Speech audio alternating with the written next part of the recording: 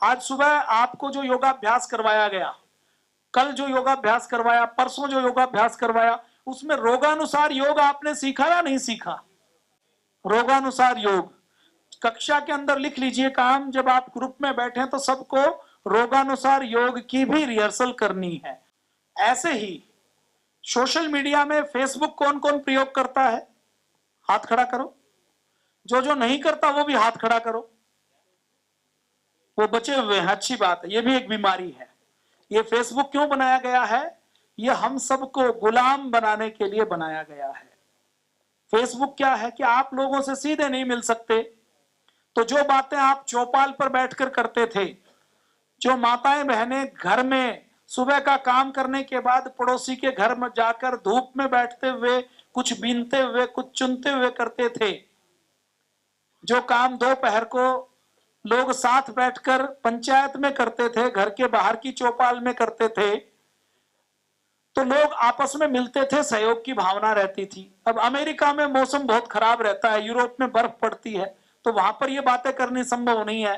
तो उन्होंने कंप्यूटर के ऊपर एक सॉफ्टवेयर बनाया कि कंप्यूटर के ऊपर जितने हमारे अड़ोसी पड़ोसी हैं, जितने रिश्तेदार हैं, वो जुड़ जाएंगे, हमारा एक ग्रुप बन जाएगा और हम उसमें कोई फोटो डालेंगे तो वो उसको पसंद कर सकते हैं, उसके ऊपर हंस सकते हैं, उसके ऊपर ताली बजा सकते हैं, उसके ऊपर कह सकते हैं बहुत अच्छा। जैसे चौपाल में होता था ना कि चौपाल में एक व्यक्ति कुछ कहानी सुनाता था तो कोई व्यक्ति उससे मुस्कुराता था, कोई हंसता था, कोई ताली बजाता था, कोई कहता था और सुनाओ, और कोई फिर उसको सुन के दूसरों को सुनाता था। तो ऐसे ही फेसबुक बनाई और फेसबुक बनाकर लोग अपनी फोटो, अपना वीडियो कुछ लिख के डालते हैं तो लोग उसके ऊपर रिएक्शन देते हैं। कोई व्यक्ति कोई दुख भरी कहानी सुनाता था तो चौपाल में बैठ के लोग कहते थे ओहो बहुत बुरा हुआ, तो उसमें भी एक इमोशन दे दी कि आंसू से टपक रहे हैं ऐसे। तो फेसबुक के ऊपर ऐसे इमोशन के इमोजी लगा दिए, फिर अच्छा बुरा वाह ताली इसके निशान दे दिए नीचे कमेंट करने के, और फिर किसी को अच्छी लगी हो बात और दूसरों को, जैसे चौपाल का चुटकुला कहानी दूसरी चौपाल पे सुनाते थे तो दूसरों को सुनानी होती थी तो वो व्यक्ति अपने ऊपर शेयर कर देता था। तो ऐसे ये फेसबुक बनाई गई। अच्छा, ये फेसबुक हमें निशुल्क मिलती है, तो इस फेसबुक को बनाने वाले को कोई फायदा है?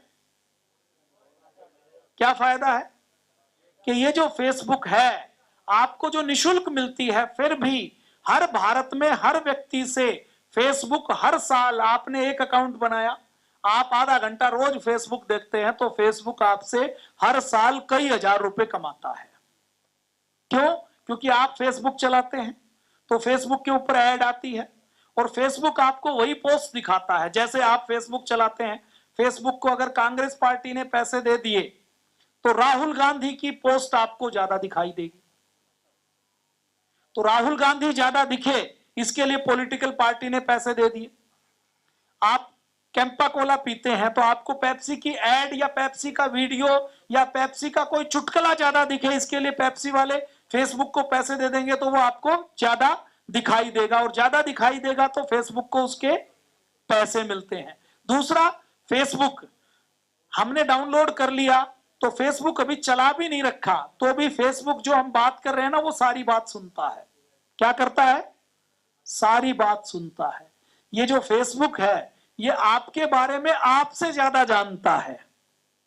आप दिन में कैसे हैं, आप रात को कैसे हैं, आप डिप्रेशन में हैं, आपने किसी को नहीं बताई, लेकिन फेसबुक के ऊपर कोई वीडियो आया जिसमें कोई रो रहा है और आपने उस वीडियो को 1 मिनट तक देख लिया तो फेसबुक को पता लग जाएगा कि आपको रोने वाले वीडियो पसंद है।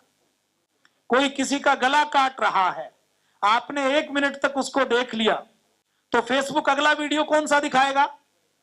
वही दिखाता है कि नहीं दिखाता? उसको कैसे पता लगा कि आपको ये पसंद है? आपने हाथी का वीडियो देखा तो फेसबुक अगला वीडियो कौन सा दिखाएगा? आपने सांप का वीडियो देखा तो फेसबुक अगला वीडियो कौन सा दिखाएगा? आपने किसी को कुल्ले मटकाते हुए वीडियो देखा तो अगला वीडियो आपको कौन सा दिखाएगा?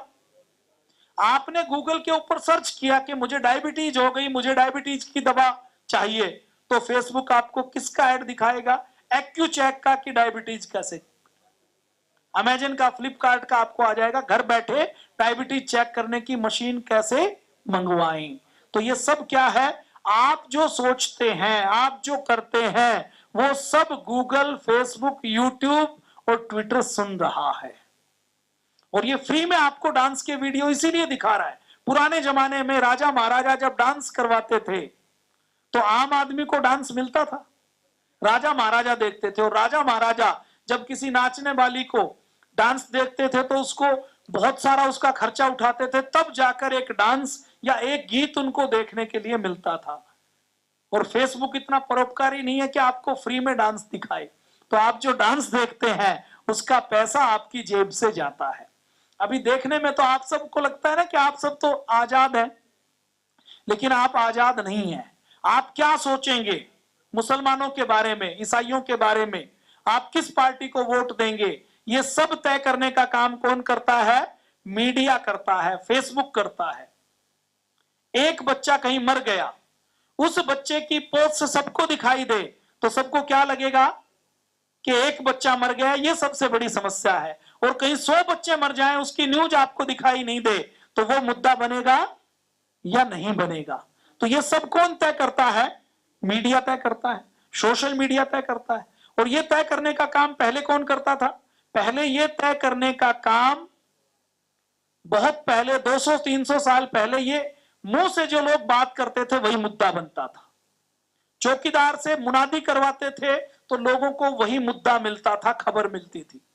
उसके बाद साइक्लोस्टाइल आया कि आपने एक कागज के ऊपर कुछ लिखा, उसको प्रिंट करके उसकी कई कॉपी बनाई जा सके। उसके बाद प्रिंटिंग प्रेस आई तो लोगों ने अखबार छापना शुरू किया, पोस्टर छापना शुरू किया कि एक व्यक्ति ने एक कहानी लिखी, उसको 1000 कॉपियां उसकी बना दी तो 1000 जगह उसको पहुंचा दिया गया। ऐसे ही ये सारा तंत्र चलता है। तो मीडिया पहले मुंह से चलता था, उसके बाद अखबार से चलना शुरू हुआ, उसके बाद 19वीं शताब्दी में रेडियो आया तो रेडियो से मीडिया चलता था। रेडियो के बाद जब टीवी आया तो टीवी से मीडिया चलता था। टीवी के अंदर भी फिल्में आती थी, पहले 2 घंटे टीवी आता था।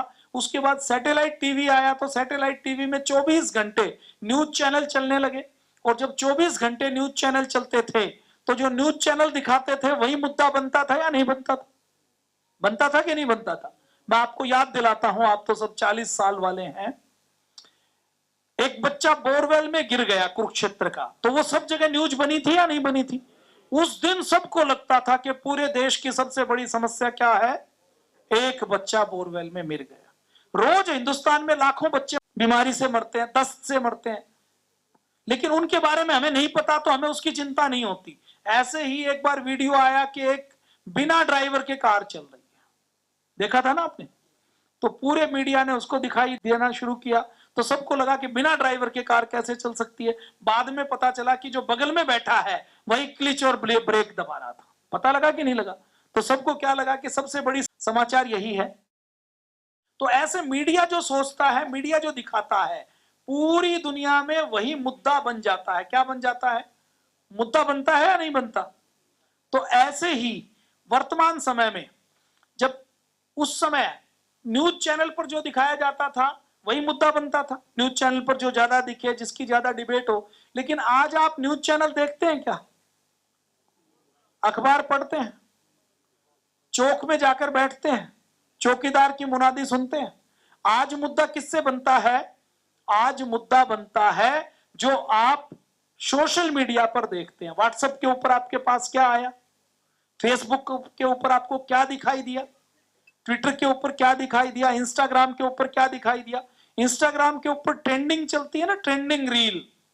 वो बीच में एक बंगाल का एक व्यक्ति काचा बादाम मतलब मूंगफली को बोलते हैं उधर बादाम, तो वो अपने मूंगफली बेचने के लिए काचा बादाम गा रहा था।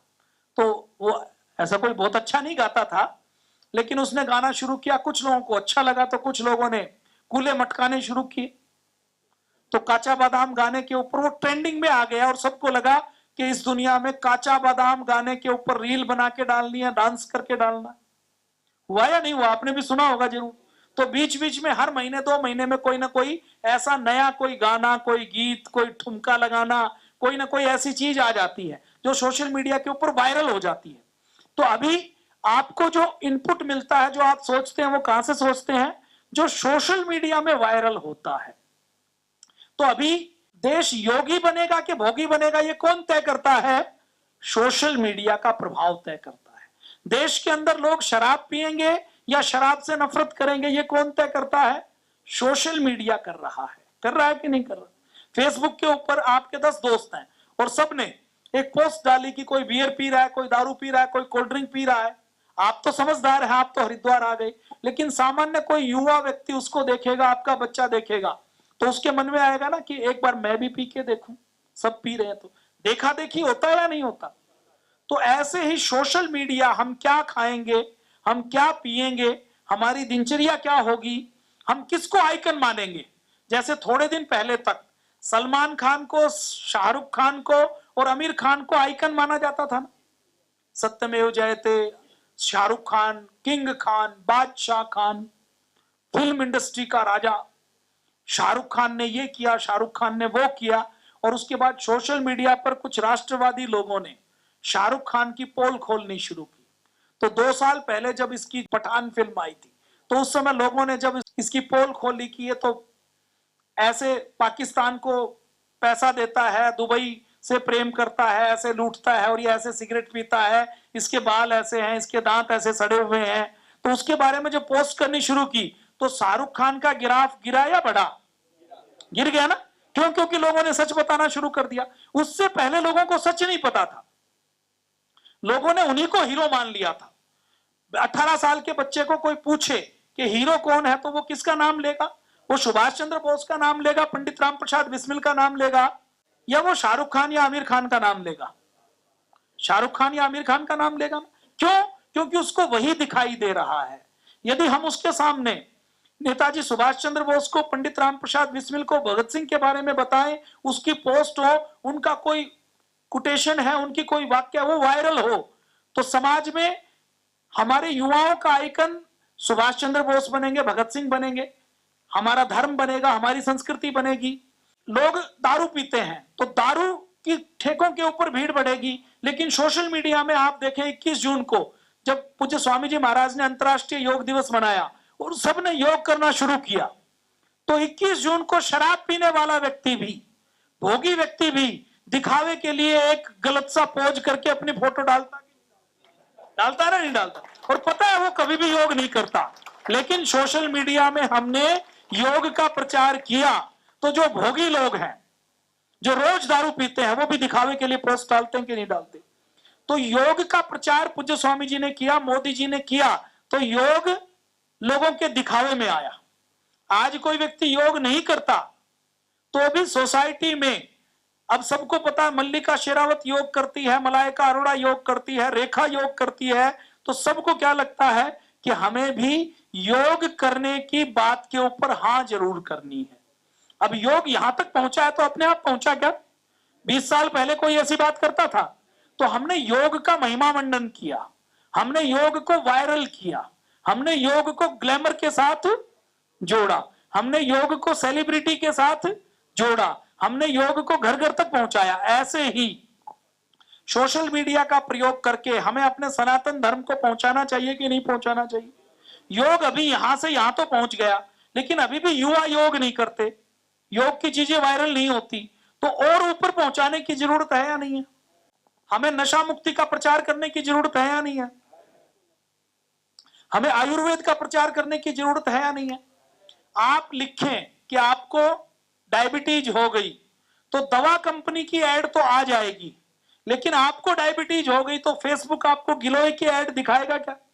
कि अपने घर में गमले में गिलोय लगी है, उसको तोड़ दो और उसको उबाल कर पी लो तो आपका ये सर्दी जुकाम बुखार दूर हो जाएगा, ये दिखाएगा? क्यों? क्योंकि डायबिटीज की दवा कंपनी तो फेसबुक को पैसा देती है, लेकिन फेसबुक जब निशुल्क सेवा की बात आती है तो फेसबुक उल्टा करता है। उल्टा क्या करता है कि कोरोना काल में जब फार्मा कंपनियों ने देखा कि लोग तो गिलोय पीकर ठीक हो रहे हैं और फेसबुक के ऊपर गिलोय का कोरोना काल में प्रचार हो रहा है, तो फेसबुक ने वो सारी पोस्ट डिलीट करनी शुरू कर दी जिसमें कोरोना का आयुर्वेदिक उपचार बताया गया था। तो कोरोना काल में क्या हुआ? पूज्य स्वामी जी महाराज ने कोरोना के लिए वीडियो बनाया कि कोरोना का घरेलू उपचार, तो पूज्य स्वामी जी महाराज के उस वीडियो के ऊपर फार्मा कंपनियों ने रिपोर्ट कर दिया, और रिपोर्ट करने के बाद फार्मा कंपनियों ने उस वीडियो के ऊपर रिपोर्ट की तो फेसबुक ने वो वीडियो हटा दिया। और फिर फेसबुक ने क्या किया कि झूठे मापदंड बना दिए कि कोरोना के बारे में आयुर्वेद उपचार की जो बात करेगा, इसका मतलब WHO से कानून पास करवा दिया झूठा कि कोरोना के आयुर्वेद की उपचार की कोई बात करेगा तो वो जान से खिलवाड़ कर रहा है। कोरोना के आयुर्वेदिक उपचार की कोई बात करेगा तो उससे लोगों की जान जा सकती है, लोगों का गलत इलाज हो सकता है। तो फेसबुक ने एक इंफॉर्मेशन दिखानी शुरू की, आपने देखी होगी यूट्यूब पर जब आप कोरोना की, फेसबुक की, गिलोय की पोस्ट डालें, आयुर्वेद की डालें तो नीचे एक मैसेज आता है, get covid information from authorised centre. आता है कि नहीं आता? नोटिस आता है, देखा कि नहीं देखा आपने? सबने देखा होगा, नहीं तो देख लीजिएगा। और फेसबुक ने कोरोना की कोई पोस्ट करे तो उस पोस्ट की रीच कम कर दी। क्या कम कर दिया? रीच कम कर दी। वो पोस्ट आपने पूज्य स्वामी जी महाराज को फॉलो किया हुआ है, पूज्य स्वामी जी से 1 करोड़ लोग जुड़े हुए हैं, तो फेसबुक ने पूज्य स्वामी जी के पोस्ट की रीच कम करके 1 करोड़ लोगों को नहीं दिखे, केवल 10-20 लोगों को दिखे। तो फेसबुक को पैसा कहां से मिलेगा? आयुर्वेद से मिलेगा, योग से मिलेगा, या दवा कंपनी से मिलेगा? तो फेसबुक किसका प्रमोशन करेगी? दवा कंपनी का। अब अगर योग का आयुर्वेद का प्रमोशन करना है तो वो कौन करेगा? वो हमें करना पड़ेगा या नहीं करना पड़ेगा? हमें करना पड़ेगा ना। तो हमें यही काम करना है, हमें योग आयुर्वेद का प्रमोशन करना है। और ये योग आयुर्वेद का प्रमोशन फेसबुक नहीं करेगी, कोई बड़ा ब्रांड नहीं करेगा, और इसके लिए कोई पैसा खर्च करेगा? अब गिलोय से सर्दी जुकाम ठीक हो जाता है, बुखार ठीक हो जाता है, इससे किसी को भी फायदा होगा? जो प्रयोग कर रहा है उसको फायदा होगा, किसी कंपनी को फायदा होने वाला नहीं है। तो कोई इसके ऊपर रिसर्च करेगा, कोई इसके ऊपर पैसा खर्च करेगा?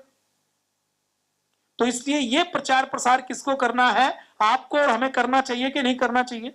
इसलिए योग आयुर्वेद और पतंजलि की कोई भी अच्छी खबर हो, अच्छा विचार हो, उसको अपने सारे व्हाट्सएप के ग्रुप में शेयर करना चाहिए कि नहीं करना चाहिए? आप अभी 5000 लोगों तक व्हाट्सएप के ग्रुप में लोगों को कोई मैसेज भेजें तो 1 सेकंड के अंदर चला जाता है या नहीं जाता? और खर्चा कितना लगता है? 1 पैसा। 1930 में जब पंडित रामप्रसाद बिस्मिल ने क्रांति करनी शुरू की थी तो उस समय उनको पता था कि अंग्रेज अत्याचारी है, देश के युवाओं को नहीं पता था।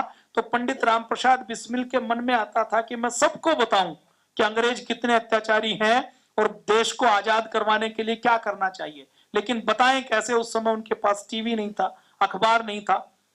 तो उस समय उन्होंने अपनी माता के गहनों को बेचकर, उनकी मां ने उनको पैसे दिए थे कि इनसे तुम कुछ काम शुरू कर लो, तो उन गहनों के बेचकर पैसे से पंडित रामप्रसाद बिस्मिल ने कुछ काम नहीं किया। उन्होंने ये सोचा कि मैं लोगों की जागरूकता के लिए कोई पुस्तक लिखूंगा तो 10,000 5,000 लोगों तक पहुंच जाएगी। तो मां के गहने बेचकर उन्होंने पुस्तक छपवाई, 5,000 पुस्तकें छपवाकर अलग अलग जगह पर भेजी। तो कितना महत्व है एक विचार के प्रचार प्रसार का, आप अंदाजा लगा लीजिए। आज आपको पंडित रामप्रसाद बिस्मिल की तरह अपनी मां के जेवर बेचने की जरूरत है योग आयुर्वेद के प्रचार के लिए, देश की सेवा के लिए? आप एक क्लिक पर कर सकते हैं। लेकिन फिर भी फेसबुक पर, ट्विटर पर, यूट्यूब पर नशे का, हिंसा का प्रचार ज्यादा है या अच्छी चीजों का ज्यादा है? उनका ज्यादा है ना। क्यों? क्योंकि हम उदासीन हैं, हम गलती से उनको लाइक कर देते हैं, हम गलती से अच्छी चीजों का प्रचार नहीं करते क्योंकि हमें अपने दायित्व का बोध नहीं है। तो अच्छी चीजों का प्रचार करना चाहिए। ऐसे ही भगत सिंह ने जब असेंबली में बम फेंका तो भगत सिंह किसी को मारना नहीं चाहते थे। भगत सिंह का तो बम फेंकने का उद्देश्य था कि हम धमाका करेंगे, किसी को मारेंगे नहीं, और बम के साथ कुछ पर्चे फेंकेंगे। हम पूरे देश के नौजवानों को अपना संदेश नहीं भिजवा सकते, पर्चे नहीं छपवा सकते, तो हम असेंबली में बम फेंक कर जब पर्चे फेंकेंगे तो वो पत्रकारों को फेंकेंगे। बम विस्फोट के साथ पर्चे मिलेंगे तो पत्रकार समाचार पत्र में छाप देंगे और हम जो कहना चाहते हैं वो देश के युवाओं तक पहुंच जाएगा और हजारों भगत सिंह तैयार हो जाएंगे। इसके लिए भगत सिंह ने असेंबली में बम फेंका। बम मारने वाला नहीं था, बम केवल धमाका करने वाला था। और भगत सिंह से जब पूछा कि तुम बम फेंकने जाओगे तो बम फेंकने के अपराध में चाहे कोई ना मरे तुम्हें फांसी तो पक्की है। तो भगत सिंह ने कहा कि मेरे ये पर्चे अगर देश के हजारों नौजवानों तक पहुंच जाते हैं तो मेरा उद्देश्य सफल हो जाएगा। मुझे फांसी मिल जाए तो कोई दिक्कत नहीं है, हजारों भगत सिंह तैयार हो जाएंगे। ऐसे ही लोकमान्य तिलक केसरी में, मराठा में लेख लिखते थे, और उस समय कोई एक लेख लिखता था, 4 लाइनें किसी ने अंग्रेजी सरकार के खिलाफ लिखी और वो कहीं मिल गई तो उन व्यक्तियों को उठाकर काले पानी की जेल में भेज दिया जाता था। लोकमान्य तिलक को मांडले बर्मा की जेल में भेजा, उस समय तक काला पानी बना नहीं था। लाला लाजपत राय अपना समाचार पत्र निकालते थे, उनको जेल में डाला गया। हमारे कई क्रांतिकारी ऐसे थे जिनको फांसी के ऊपर केवल इसलिए चढ़ा दिया गया कि उन्होंने क्रांतिकारियों की लिखी हुई पुस्तक अपने पास रखी हुई थी।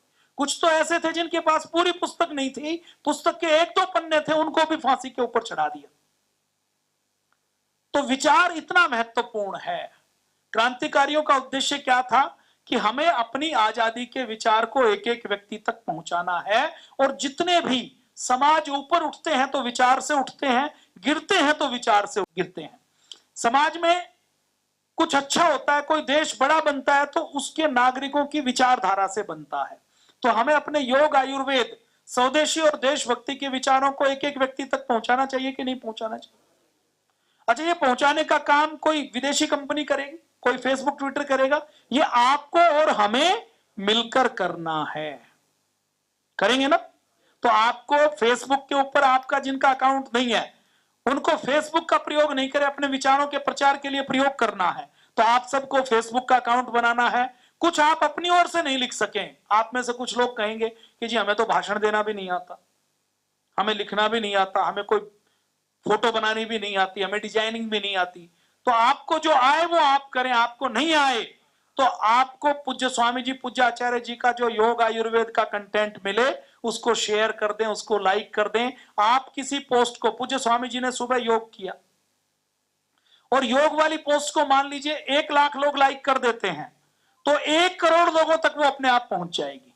जब फेसबुक की किसी पोस्ट को आप लाइक करते हैं या कमेंट करते हैं या शेयर करते हैं तो फेसबुक क्या देखती है कि इस चीज को लोग देखना चाहते हैं, और जिस चीज को लोग देखना चाहते हैं उस चीज को फेसबुक प्रमोट करती है।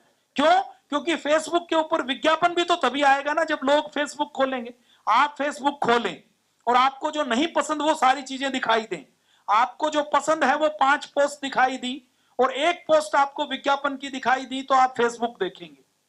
लेकिन आपको सारी चीजें, सारी पोस्ट फेसबुक के ऊपर विज्ञापन की दिखाई दें तो आप फेसबुक की पोस्ट देखेंगे? नहीं देखेंगे ना। क्यों? क्योंकि फेसबुक आपके काम की नहीं रहेगी। तो फेसबुक भी उस कंटेंट को जिसको लोग पसंद करते हैं उसको प्रमोट करता है। जैसे कुल्ले मटकाने की, डांस की वीडियो क्यों दिखाई देती है, मिलियंस में क्यों जाती है? क्यों? क्योंकि लोग उसको लाइक करते हैं। लाइक करते हैं तो फेसबुक उसको और बूस्ट करता है कि ज्यादा से ज्यादा लोगों को दिखाई दे। ज्यादा लोगों को दिखाई देगी तो ज्यादा लोग फेसबुक को खोलेंगे, ज्यादा लोग फेसबुक के ऊपर रहेंगे। अभी मान लीजिए फेसबुक के ऊपर आप रोज 1 घंटा रहते हैं तो फेसबुक की कमाई 100 रुपए है, और मान लीजिए आप फेसबुक के ऊपर 5 घंटा रहने शुरू कर दें तो फेसबुक की कमाई बढ़ जाएगी कि नहीं बढ़ जाएगी?